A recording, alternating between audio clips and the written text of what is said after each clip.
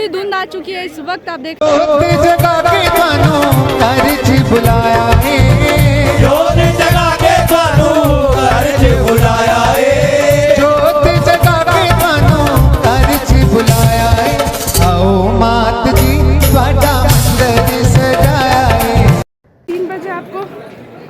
की टिकट बंद हो जाती है।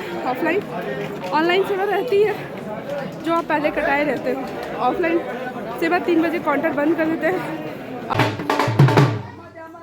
माता रानी के दरबार पे हड़ताल खत्म हो चुकी है रोपवे को लेके। और आपको बता दें ऊपर ठंड काफ़ी बढ़ चुका है, मौसम काफ़ी चेंज हो चुका है इस समय माता रानी के दरबार में।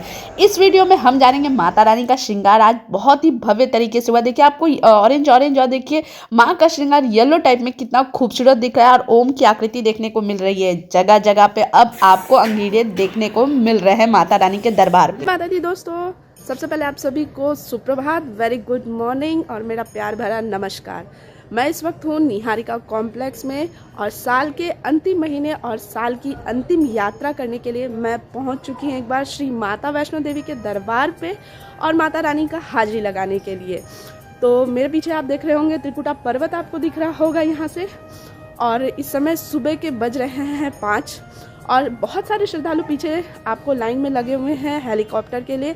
नई गाइडलाइंस जारी हुई है श्री शाइन बोर्ड द्वारा, तो इसी तरह से मेरे साथ बने रहिएगा। इस वीडियो में हम आपको पढ़ाओ और न्यू गाइडलाइन जो श्री शाइन बोर्ड द्वारा जो जारी की गई है वो हम आपको बताएंगे। के पास में आप अपना सामान लगेज रख सकते हैं। यहाँ की टाइमिंग आपको 24 घंटा 30 रुपये लेती है। शक्ति भवन पे आपको डॉर्मेट्री मिल जाएगी जिसका आपको 150 रुपीज़ चार्जेस देना पड़ेगा। काफ़ी भीड़ देखने को मिल रही है यात्रा में और इस तरह के फ्रूट्स आपको खाने को मिल जाएंगे। सब अर्थ कुमारी पास पहुँच के सबसे पहले अपना पर्ची काउंटर कटाइए। आप लॉकर की सुविधा आप पार्वती भवन में मत लीजिएगा क्योंकि काफ़ी रश आपको देखने को मिलेगा। दुर्गा भवन पे डॉर्मेट्री मिल जाएगी आपको और जगह जगह पे इस तरह के अंगीरे आपको देखने को मिलेगी और भैरव बाबा पे आपको लंगर मिलेंगे। आपको बहुत सारे चावल आपको मिल रहा है लंगर में। श्री माता वैष्णो देवी लाखों करोड़ों लोगों का आस्था का केंद्र है जो कि आपको कटरा में त्रिकुटा पर्वत पर विराजमान है। यहाँ पे आपको कोई मूर्ति नहीं विराजमान है, यहाँ माता के 3 पिंड स्वरूप का दर्शन होता है जिसमें माता काली,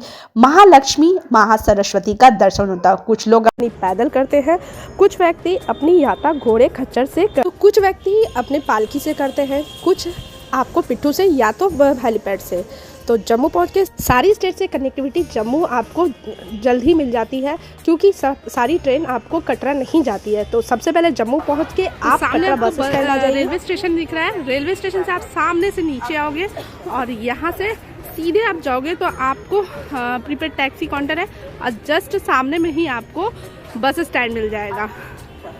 तो एकदम स्ट्रेट आप स्टेशन से निकलोगे, एकदम स्ट्रेट आप सीधा चले जाओगे तो आपको बस स्टैंड मिल जाएगी। वहाँ से आप अपने यहाँ से आपको बस का फेयर भी पता चल जाता है और यहाँ से आपको टैक्सी भी मिल जाती है। बस यहाँ से आपको खुलती है जिसका किराया आपको 80 रुपया पड़ता है। कुछ प्राइवेट गाड़ियाँ भी जाती है जिसका किराया आपको अपने हिसाब से वो बताते हैं, लेकिन आपको 600 रुपया पर हेड पड़ती है। इस तरह की बसें आपको मिलेगी जो कि आपको 80 रुपये चार्जेस है और आपको सीधा कटरा के पास में पहुंचा देगी। कटरा फुआरा चौक आपको जाना है, यहाँ से आपको आधा किलोमीटर फुआरा चौक पड़ता है। यहाँ आके आपको श्रीधर चौक बोलते हैं, यहाँ से आपको माता रानी का दर्शन होता है और यहाँ पे आपको सस्ते होटल भी मिल जाएंगे। और यहाँ पे सामने में आपको निहारिका कॉम्प्लेक्स है, आगे जाके आपको निहारिका कॉम्प्लेक्स मिल जाएगा।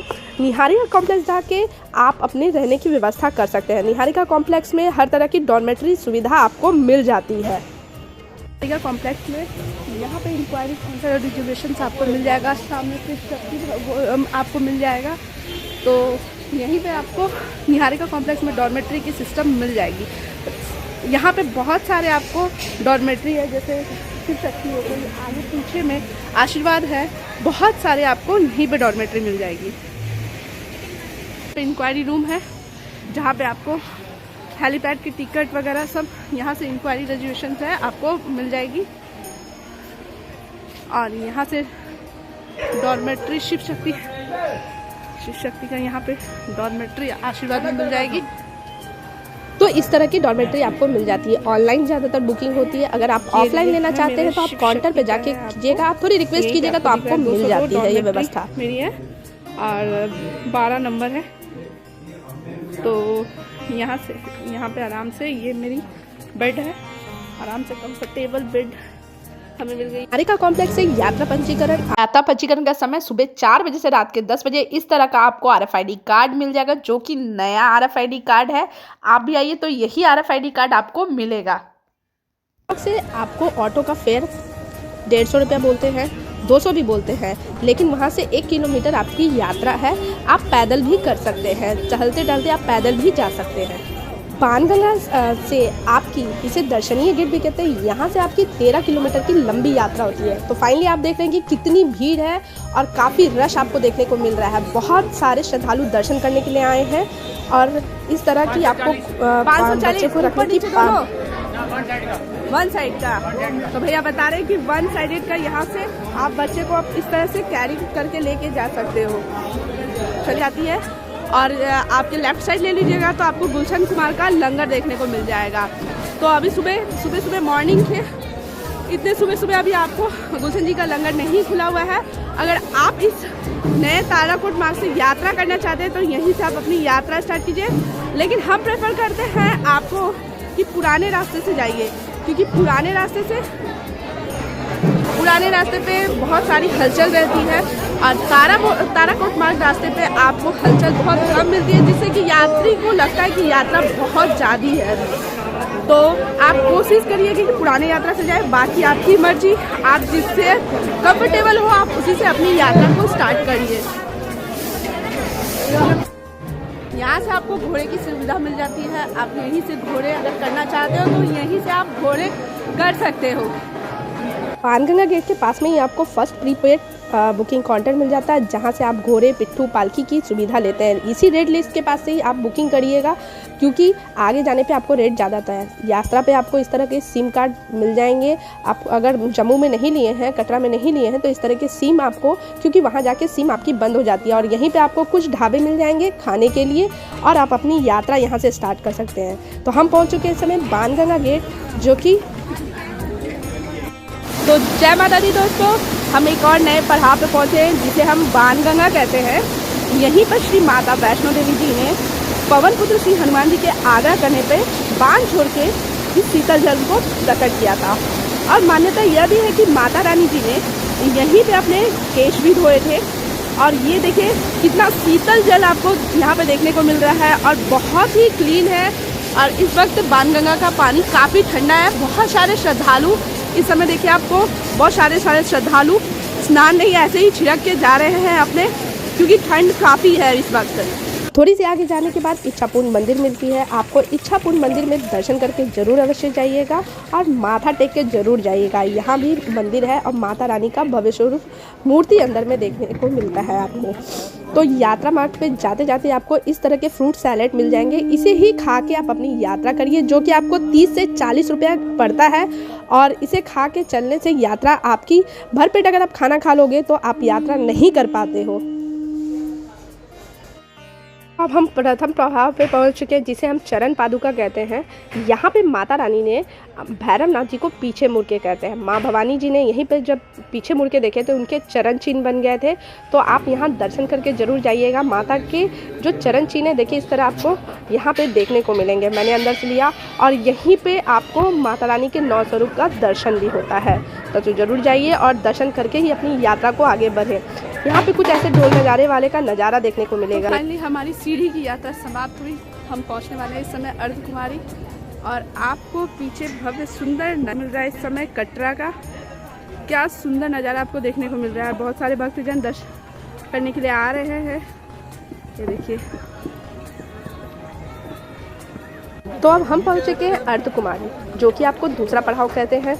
अर्धकुमारी पर पहुंचने पे ही आपको इस तरह के बहुत सारे जो भोजनालय, आपको श्री साईं बोर्ड के दूसरा भोजनालय आपको यहीं पे मिल जाएगा, क्योंकि यहाँ पे आपको बिना लहसुन प्याज का मिलेगा और बहुत ही अच्छे स्वादिष्ट खाने भी मिल जाएंगे।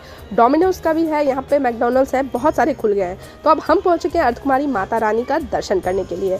तो कहते हैं कि माता अर्धकुमारी जी, माता भवानी जी ने यहीं पे 9 महीने इसी गुफा में बिताते। कहते हैं जैसे कि माता के कोख में एक शिशु 9 महीने बिताता है, उसी तरह से इस गर्भ जोन में भी आपको जीवन में एक ही बार जाना चाहिए।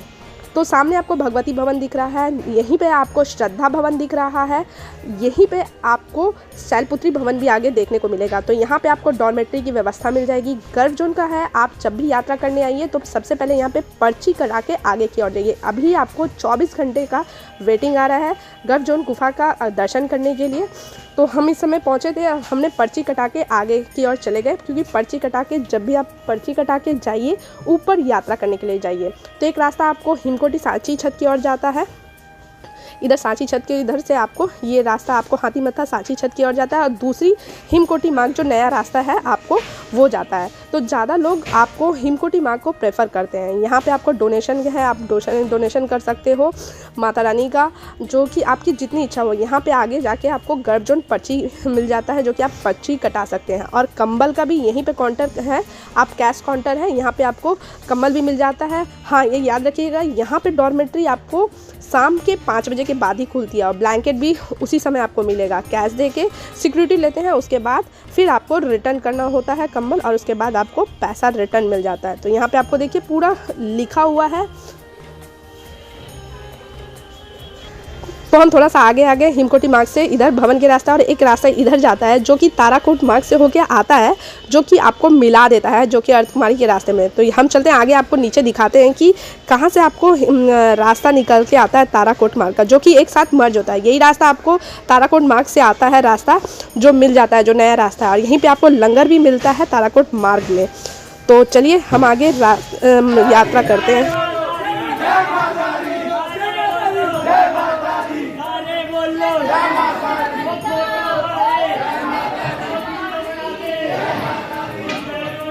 यात्रा करते हम पहुंच गए हैं डोसा पॉइंट, जो कि आपको यहाँ डोसा पॉइंट का अंदर में पर्ची कटाना पड़ता है, कैश काउंटर है, और सामने आपको दिख रहा है का मेनू मिल जाएगा आपको हर तरह की। यहाँ पे आपको यहीं पे डोसा मिल जाता है, जो भोजनालय हिमकोटी का है। तो आपको बहुत ही सस्ते रिजनेबल रेट ही आपको मिलते हैं। और इस तरह का आपको कॉरिडोर है, जो अंदर में खाने की व्यवस्था होती है, मतलब सेल्फ सर्विस है। आप अपना जहाँ पे पर्ची कटाइए, फिर जाके अपना वहाँ से डोसा वगैरह जो भी खाना है आपको, राजमा राइस, सबकी रेट यहाँ पे दी हुई है। आप जाके खा लीजिए, आराम से यात्रा आगे करिए। यहाँ से भवन की आपको 3 किलोमीटर की यात्रा हो जाती है। हाँ, इस मार्ग पे आप कभी बैठिए नहीं, क्योंकि यहाँ पत्थर गिरने की संभावना रहती है।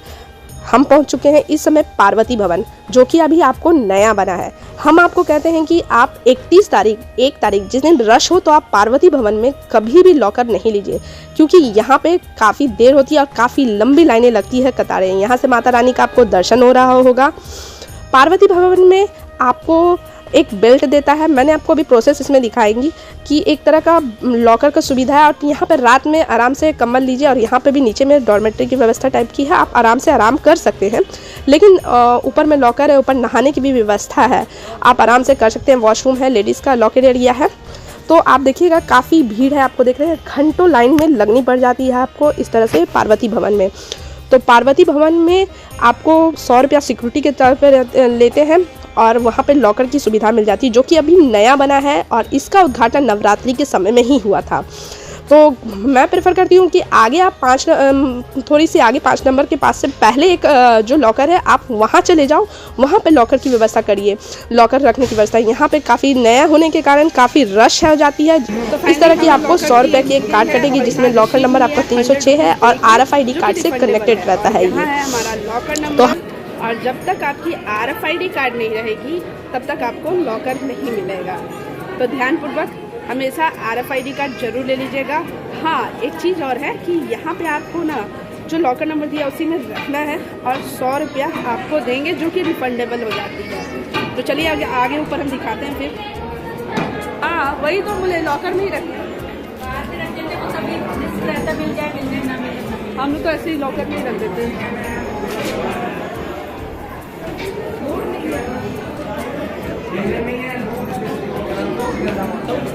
यहाँ पे चेकिंग करवाना पड़ता है अपना लगेज को, लाइन लगना पड़ेगा।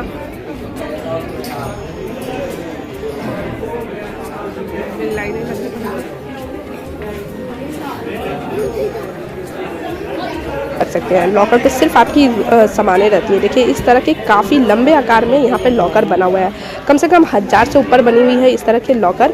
आप आराम से यहाँ पे 24 घंटे उपलब्ध रहते हैं आपके। और यहाँ पे आप अपना सामान रख सकते हैं, वो जो मैंने आपको दिखाया। और यहाँ से जब निकलते हैं तो आपको माता रानी का भव्य दर्शन होता है। तो हम निकल चुके थे माता रानी का दर्शन करने के लिए और बहुत अच्छी दर्शन हुई हमें।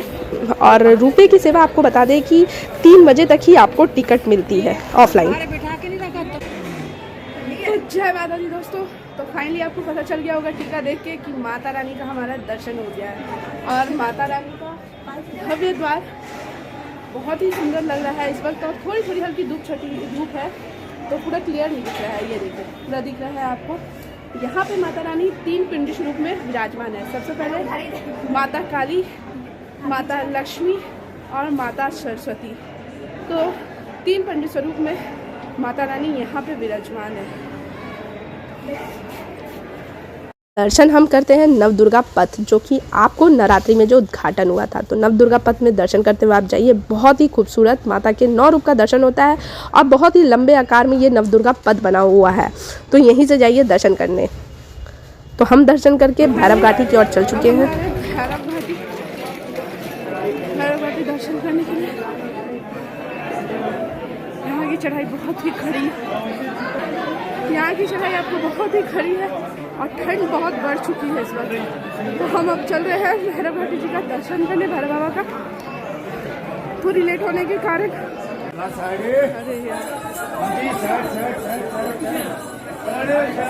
भैरव बाबा जी का दर्शन करने जा रहे हैं। और इतनी रश घोड़े वालों ने रख ली है कि आदमी को जाने के लिए भी रास्ता नहीं दिया है। इस तरह से घोड़े और खच्चर गड़ाले कर दिए हैं। आप कभी भी सीढ़ी की व्यवस्था नहीं लीजिए भैरव घाटी का, क्योंकि चढ़ाई आपको बहुत खड़ी है और सीढ़ी चढ़ जाने से आपकी हालत ख़राब हो जाती है। हमने तो ले लिया था सीढ़ी, लेकिन हमारी हालत ख़राब हो गई थी।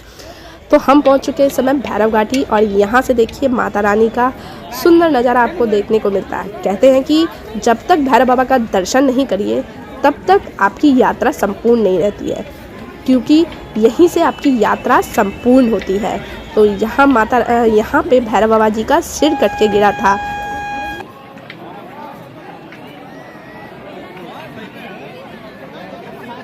पे आपको भैरव जी का लंगर है, भैरव बाबा का नया लंगर बना है। आप लंगर हॉल में जाइए, बहुत ही आपको साफ़ सुथरा लंगर मिलेगा खाने के लिए और बहुत ही अच्छा। मैं जब गई थी तो मैंने खाया।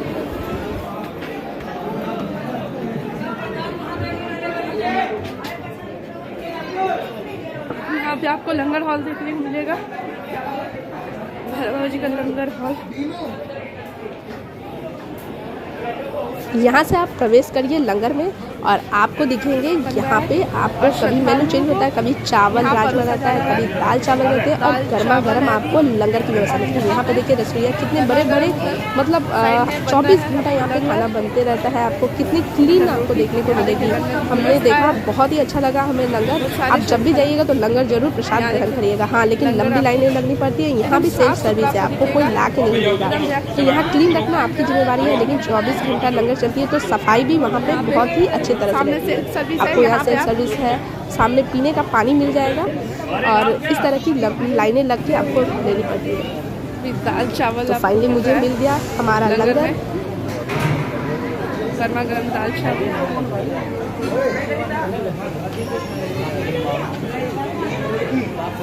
ये हमारी बारी भी आ गई आपको दाल चावल का।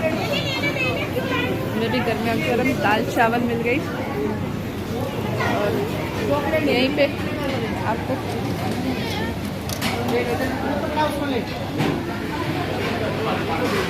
यहाँ सामने अचार है, दूसरा अचार भी लेना है और सामने अचार आपको मिलेगा। सामने अचार रखा है, आपको अचार लेना है तो आप अचार भी यहाँ ले सकते हैं।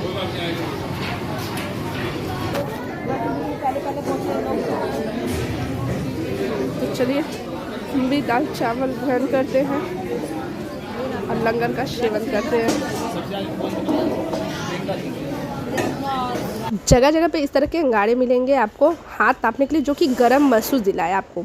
फिर आप पहुंच जाइए दुर्गा भवन। दुर्गा भवन में आपको फ्री डॉर्मेटरी की व्यवस्था मिल जाती है। हाँ, लेकिन याद रखिएगा दुर्गा भवन आप रात के 8 बजे ही खुलती है। दुर्गा भवन में आप जाइए, 8 बजे ही खुलती है। वहाँ पे कम्बल मिल जाएगी। सामने आपको तृप्ति भोजनालय दिख रहा है और अंदर आप कॉरिडोर के नीचे में जाइए, वहाँ पे ये दुर्गा भवन जो है आपको काफ़ी लंबे चौड़े आकार में फैला हुआ है। तो देखिए किस तरह से सब लोग कंबल बिछा के सो रहे हैं और सुबह मॉर्निंग में 7 बजे आपको यहाँ से खाली करा दिया जाता है। 7 बजे से क्लोज़ कर दिया जाता है दुर्गा भवन को। तो इस तरह की व्यवस्था आपको फ्री डॉर्मेटरी की व्यवस्था आपको दुर्गा भवन में मिल जाती है। काफ़ी लंबे चौड़े आकार में सामने आपको लंबे लाइनें जो लगी है कंबल के लिए है और इस तरह यहाँ साइड में आपको नहाने का जो कि सुबह मॉर्निंग में 4 बजे चालू होती है, वॉशरूम वगैरह सब मिल जाता है। इस तरह के लॉकर रहेंगे लेकिन ताला चाबी आपको अपने से लाना पड़ेगा। और यहाँ पे कम्बल बिछाइए, आराम से कीजिए। सामने आपको दर्शन लास्ट तक मैं आपको दर्शन माता रानी का नारियल प्रांगण का कराते जा रही हूँ। मेरी दी गई वीडियो आपको अच्छी लगी तो चैनल को जरूर सब्सक्राइब करिएगा और जय माता दी जरूर लिखिएगा, भक्तों के साथ साझा करिएगा।